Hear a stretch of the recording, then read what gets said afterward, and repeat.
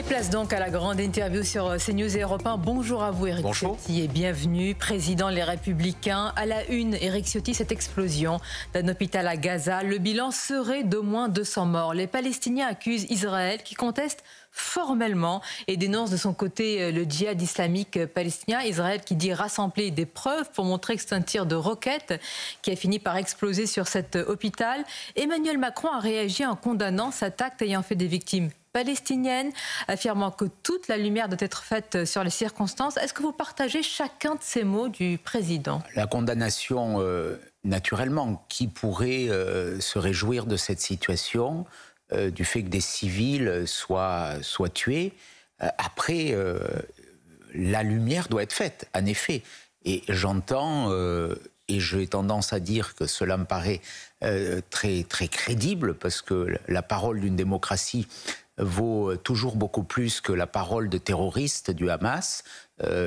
Aujourd'hui, on a vu déjà des images montrant que les tirs venaient véritablement, vraisemblablement, soit du djihad islamiste, soit du Hamas. Et on mesure bien depuis quelques jours cette volonté du Hamas. Et pour moi, le Hamas, je le redis, est animé par une volonté de destruction des Juifs. Le Hamas est un mouvement terroriste. Pour moi, le Hamas, c'est Daesh, qui n'a aucune considération pour les populations civiles.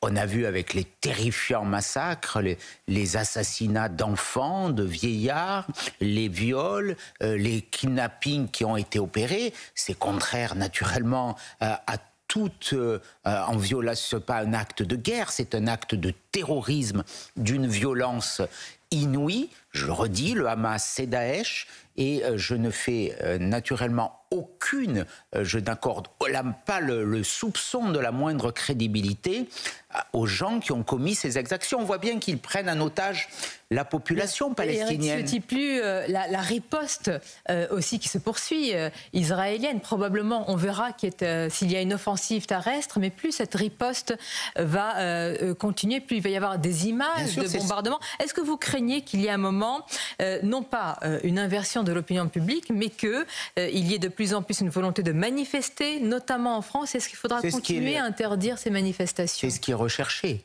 Ce qui est recherché, c'est un choc d'opinion. Israël a été attaqué. Reprenons la chronologie. Qui l'oublie aujourd'hui?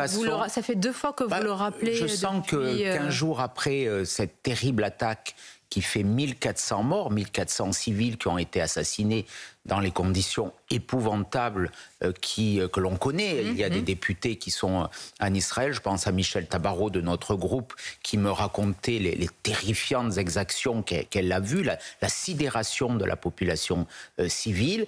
Israël a été attaqué. Israël a le droit de se défendre, de se protéger, d'éradiquer le terrorisme. Le droit de se défendre, monsieur, sans appel à aucune mesure. Vous entendez aujourd'hui, même Emmanuel Macron qui a dit mais il faut qu'il y ait un respect du droit international. Ou est-ce que vous dites non, le droit de se défendre comme elle le souhaite contre ces attaques barbares? Il faut qu'il y ait un respect du droit international, mais une démocratie respecte toujours le droit international. Et ne l'oublions pas, Israël est la seule démocratie dans cette région du monde. Donc elle a un droit à se défendre dans le respect naturellement des règles internationales. Ce qu'il faut, c'est que les auteurs de ces attentats soient aujourd'hui mis hors d'état de réitérer ces actes terrifiants. Mais la menace, le risque, et vous avez raison de le souligner, c'est que leur propagande et la prise en otage des populations civiles palestiniennes conduisent à un embrasement généralisé. Qu'est-ce qu'on fait quand il y a des manifestations, mais aussi que ce conflit soit importé chez nous notamment. Malheureusement déjà le cas. Malheureusement, on l'a vu parce que l'affaire d'Arras, terrifiante elle aussi, on va parler je crois, la conséquence. De l'attentat terroriste. Sur ma question, Éric Ciotti ne m'avait pas répondu. Est-ce que vous estimez aujourd'hui que toute manifestation en soutien aux Palestiniens, fût-elle pacifique, est une manifestation anti-Israël et aussi donc anti-juive? En l'état, ces manifestations présentent un risque de trouble à l'ordre public. On est dans le cadre du respect de notre droit. Et il est légitime que le ministre de l'Intérieur les interdise. Parce qu'aujourd'hui, ces manifestations n'apportent rien, si ce n'est la possibilité de troubles. On a vu que certaines peuvent déraper. On voit que les Juifs sont pris pour cible, sont attaqués sur fond d'un antisémitisme insupportable. Donc, il est légitime aujourd'hui de les interdire. Après l'attentat terroriste, vous en avez parlé, Éric Ciotti, contre le professeur Dominique Bernard, Gérald Darmanin affirme qu'il n'y a pas eu de faille de renseignement et il ajoute en insistant qu'il faut voter maintenant le projet de loi immigration qui aurait levé cette fameuse protection absolue pour ceux qui sont arrivés avant l'âge de 13 ans en France. Est-ce qu'il a raison sur ce point? Je trouve qu'il y a une forme d'indécence à utiliser cette tragédie, cet assassinat, pour pousser un texte dont on connaît les failles, les limites et les imperfections. Prétendre que ce texte aurait évité ce drame est faux et c'est quelque part mentir aux Français. Donc le projet de loi du ministre n'aurait rien changé? Dans le texte de M. Darmanin... Il n'aurait rien changé, M. Ciotti? Non, il n'aurait rien changé parce qu'il vise les personnes qui sont condamnées. Cette personne n'était pas condamné. Je crois que M. Darmanin prend le problème à l'envers. On voit aujourd'hui, et moi je fais le lien très direct entre cette immigration de masse que l'on connaît depuis des années, qui s'est accélérée de façon incroyable depuis 2012 et l'élection de M. Hollande. L'année dernière, la France a donné presque 500 000 titres de séjour, 320 000 titres de séjour, 156 000 demandeurs d'asile, 15 000 mineurs entrés irrégulièrement, ça fait 490 000. Donc on a une accélération de cette immigration. On voit bien dans tous les attentats qu'a subi notre pays depuis 2012 que les auteurs de ces attentats, pour près de la moitié d'entre eux, étaient étrangers, ou pour les autres, étaient quasi intégralement issus de l'immigration. Et d'ailleurs, selon les informations d'Europe 1, permettez-moi, reposant sur des sources policières, le terroriste de Bruxelles a bien débarqué en 2011 via Lampedusa. Il était suivi par les services italiens. Vous faites un lien direct, vous savez que c'est une question taboue pour l'exécutif, notamment un lien direct entre immigration et terrorisme. Vous vous en rappelez pour les attentats du Bataclan. Ce fut le cas pour l'attentat à la basilique Notre-Dame de Nice, dont nous commémorons dimanche le 3e anniversaire. Donc oui, il faut être lucide, il faut dire la vérité. Il ne l'est pas. Et aujourd'hui, M. Darmanin fait fausse route parce qu'il ne s'attaque pas au flux d'entrée. Ce qu'il faut arrêter aujourd'hui, bien sûr, il faut expulser ceux qui présentent une menace pour notre pays. Il faut éloigner ceux qui sont en situation illégale. C'est une urgence, c'est une priorité.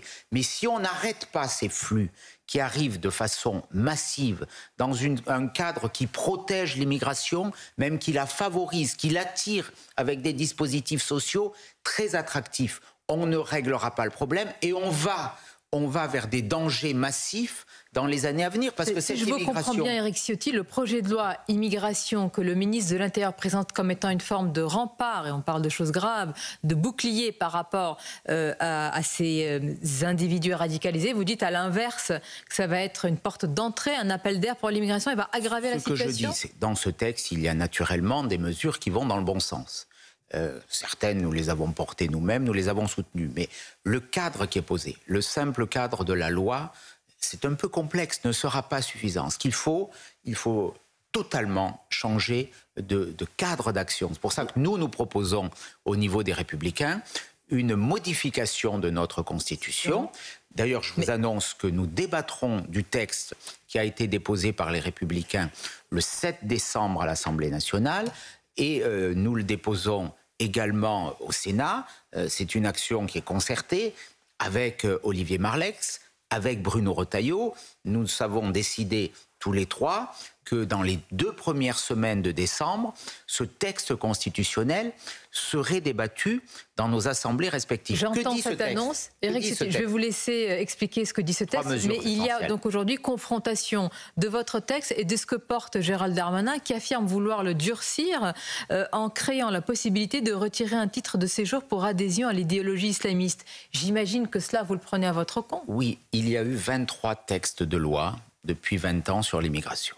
Est-ce qu'ils sont parvenus quels que soient les discours qu'on a entendus. Et chaque fois, ils étaient aussi soutenus que peut le faire M. Darmanin, avec la même force de conviction, avec les mêmes élans de communication. On va tout régler, on va réduire les délais de demande d'asile, on va empêcher les arrivées. Il ne s'est rien produit, on le mesure tous les jours. Plus il y a le texte, plus il y a d'immigration. Or aujourd'hui, les Français, qu'est-ce qu'ils nous disent? Ils nous disent qu'ils veulent moins d'immigration. On ne les écoute pas. Alors nous proposons une méthode très simple, c'est que ce soit les Français qui décident par référendum du changement de cette Constitution. Au moins, on ne nous opposera pas à telle ou telle convention, telle ou telle jurisprudence. Donc. On ne mobilisera pas, comme ce fut le cas pour protéger ce terrorisme. Attendez, vous dites telle ou telle associations, CIMAD, des partis politiques que l'on finance. Mais je trouve qu'il est totalement ahurissant que l'État subventionne des associations qui forment des recours contre des décisions de l'État. On l'a compris, vous êtes pour l'arrêt de ces subventions. On marche sur la tête. Je suis pour l'arrêt du financement de ces associations qui font obstacle à la volonté de la France de mieux se protéger. Est-ce que l'État de droit... Est-ce que notre État de droit est un frein, un obstacle à la lutte contre le terrorisme islamiste? La situation du droit aujourd'hui est en effet un obstacle. Nous sommes dans une forme de naïveté, mais le droit évolue. Nous sommes dans une démocratie. C'est le législateur qui fait le droit. Et derrière le législateur, il y a le peuple souverain. C'est au peuple de décider. Les Français nous disent, et vous avez fait souvent des sondages, on mesure l'attente des Français de dire stop à cette immigration de masse. Pourquoi on ne les écoute pas? Donc nous, la méthode, pour qu'elle ait de la force, il faut que ça soit le peuple français qui décide. Ensuite, 3 mesures dans notre texte, parce que c'est souvent un peu compliqué, dans la proposition de loi constitutionnelle. 1, nous décidons chaque année au Parlement combien d'étrangers arrivent. 2, l'asile se fait à l'extérieur de nos frontières. 3, quand on décide d'expulser quelqu'un, quand l'État le décide, rien ne peut s'y opposer. Est-ce que ce ne sont pas les mêmes mesures que le Rassemblement national? Je vous pose la question, il y a ce sondage IFOP dans le Figaro en vue des européennes qui place Jordan Bardella largement en tête, très loin devant la liste macroniste, très loin devant la vôtre, quel que soit le candidat, si elle était portée, votre liste, par François-Xavier Bellamy. Jordan Bardella qui dit souvent que vous êtes la photocopie. Vous faites la photocopie de ces mesures et que les Français préfèrent l'original. Que lui répondez-vous? Moi, ces mesures, ça fait quelques années que je suis député. Vous en êtes témoin, je les ai toujours portées. Voilà. Alors, elles étaient plus minoritaires il y a quelques années. Aujourd'hui, elles le sont. Le RN profite de cette situation. Est-ce que si demain le RN était au pouvoir, il aurait la capacité à conduire une politique équilibrée? Au plan économique, est-ce que le pays serait plus stable? Est-ce qu'on aurait une économie plus forte avec un programme économique qui est le même que M. Mélenchon, qui favorise l'assistanat, qui refuse de s'attaquer au déversement d'un modèle d'assistanat? Le RN dit que vous avez été au pouvoir et que ça n'a pas arrangé les choses. Ils ne le sont pas encore. Qu'est-ce que vous répondez à cet argument? La situation, quand on était au pouvoir, n'avait rien à voir avec celle qu'on connaît aujourd'hui. Il y a une dégradation très forte. Après, diriger un pays, c'est pas simplement surfer sur des difficultés, les dénoncer, c'est avoir la capacité d'y apporter des réponses. Sur l'immigration, qui a déposé un texte? Il faut savoir, et il faut pouvoir le construire. Qui propose ces mesures? Elles sont où à l'Assemblée nationale? Et les mesures, justement, voilà, c'est très facile de critiquer. Mais nous avons bâti un texte sérieux, responsable, qui est le seul à apporter des réponses nouvelles, concrètes, efficaces à cette situation. À l'Assemblée nationale, les propos de la députée Danielle Obono qui a décrit le Hamas comme un groupe de résistance, elle l'a fait sur Sud Radio. Gérald Darmanin a saisi le procureur de la République pour apologie de terrorisme. Vous-même, dès que vous avez eu vent de ces propos, vous avez demandé la levée de son immunité parlementaire. Est-ce que pour vous, c'est caractérisé? Est-ce qu'elle peut être condamnée pour apologie de terrorisme? Je le crois, je l'ai demandé.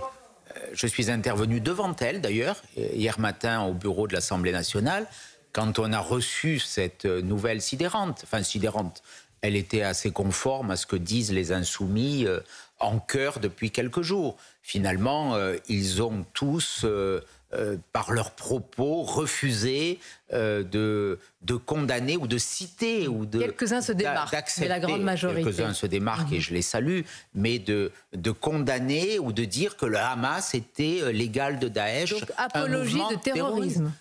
Il y a une enquête qui va être ouverte. Je l'espère en tout cas, pour apologie de terrorisme. Et je pense que ces propos qui assimilent, il faut quand même oser le faire, le Hamas qui a tué il y a moins de 2 semaines 1400 personnes dans des conditions d'une barbarie, d'une sauvagerie inouïe, où des enfants ont été brûlés, ou des mères... les conditions du caractère sordide de cette attaque ne sont plus à démontrer. Dire que c'est un mouvement de résistance, c'est honteux, c'est ignominieux. On a hélas l'habitude, il faut pour autant ne pas s'y résigner, il faut le dénoncer et j'espère que la justice va condamner. En tout cas, s'il y a une demande de levée de l'immunité parlementaire, je la voterai au bureau. Je l'ai dit hier devant la présidente de l'Assemblée en espérant que cette échéance arrive très vite. Merci Éric Ciotti. Merci. C'était votre grande interview sur CNews Europe 1. À bientôt et Merci. bonne journée à vous. Merci.